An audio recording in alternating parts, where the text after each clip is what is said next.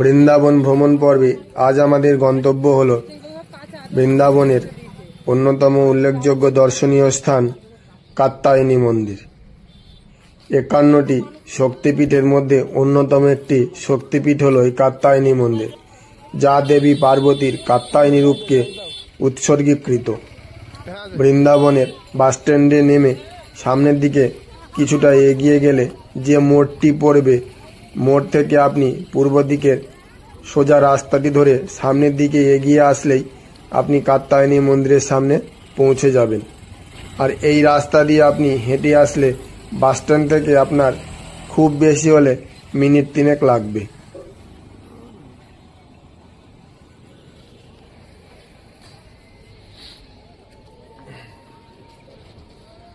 নবরাত্রির দিনগুলিতে এই কাত্যায়নী মন্দিরের সামনে যে বিরাট বড় এই ঢালাইয়ের মাঠটি পড়ে আছে, এখানে এই নবরাত্রির সময়টাতে বিরাট মেলা বসে আর প্রচুর মানুষের সমাগম হয় এই মেলা চত্বরে।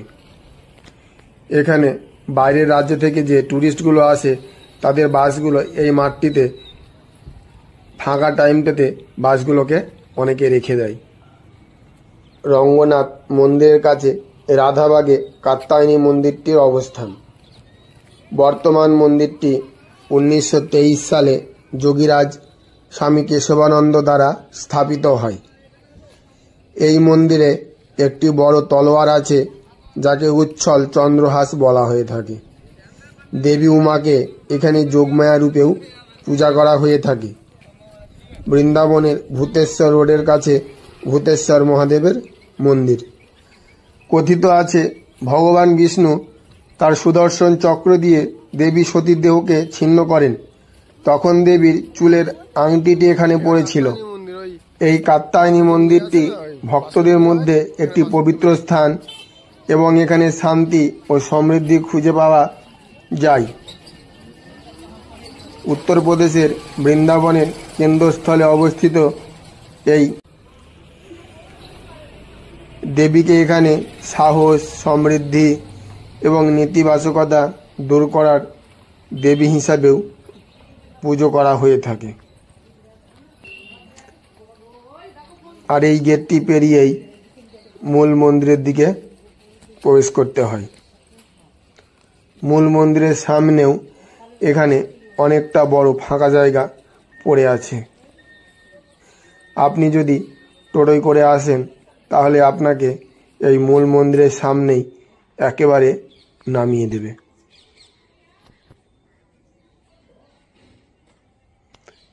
যারা বৃদ্ধ, শারীরিকভাবে অক্ষম, তারা একেবারে মন্দিরের সামনে এসে টোটোয় করে পৌঁছে যেতে পারে।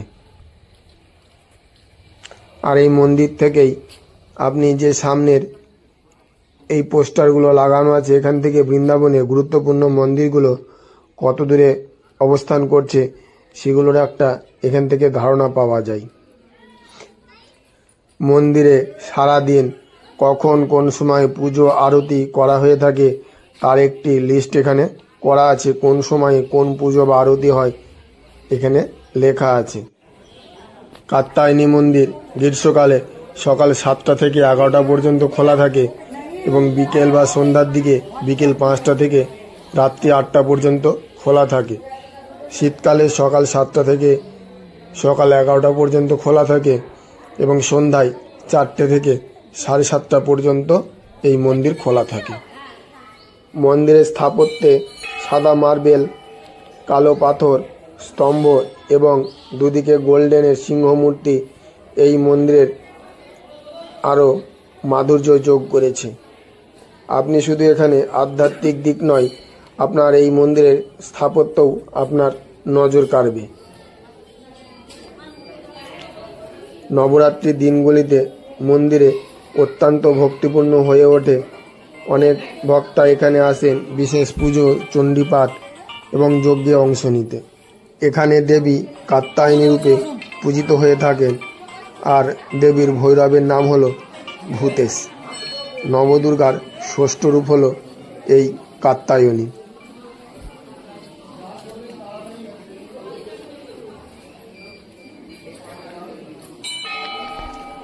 নবরাত্রি উৎসবের ষষ্ঠ দিনে দেবীর পুজো করা হয়।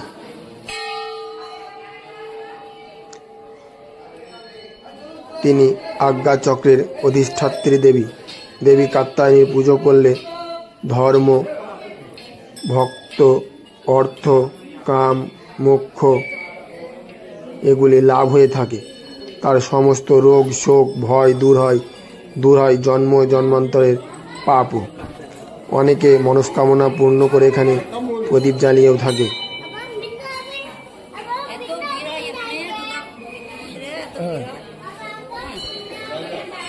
বাসন্তী পূজার সময়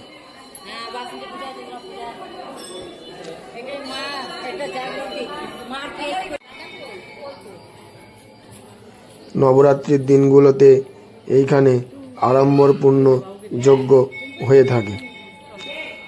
ভাগবত পুরাণে আছে, ব্রজের গোপীগণ কৃষ্ণকে প্রতিরূপে পাওয়ার জন্য সারা মাঘ মাস জুড়ে কাত্যায়নী ব্রত পালন করেছিলেন।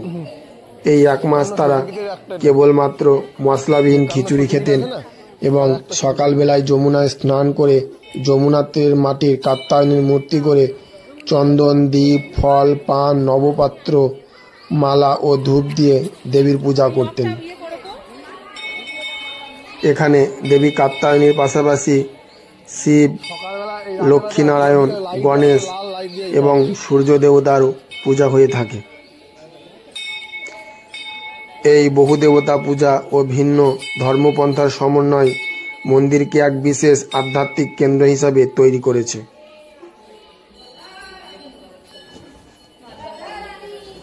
এই মন্দিরে প্রবেশ করলে আপনার সময় কিভাবে অতিবাহিত হবে আপনি বুঝতে পারবেন না।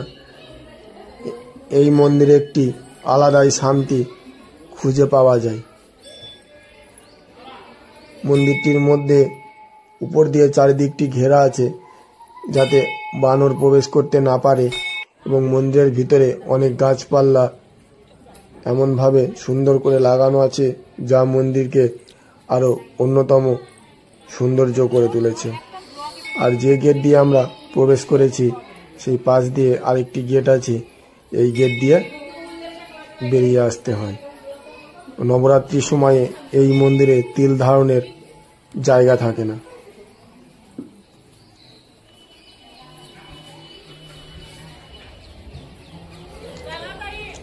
একান্ন শক্তিপীঠের অন্যতম একটি শক্তিপীঠ এই কাত্যায়নী মন্দির উমা শক্তিপীঠ নামেও পরিচিত।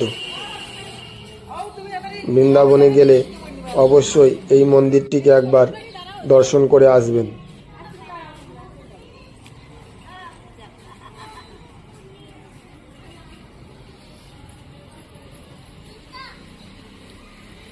এই মন্দির থেকে বেরিয়েই রঙ্গনাথ মন্দির, লালাবাবু মন্দির, গদাবিহার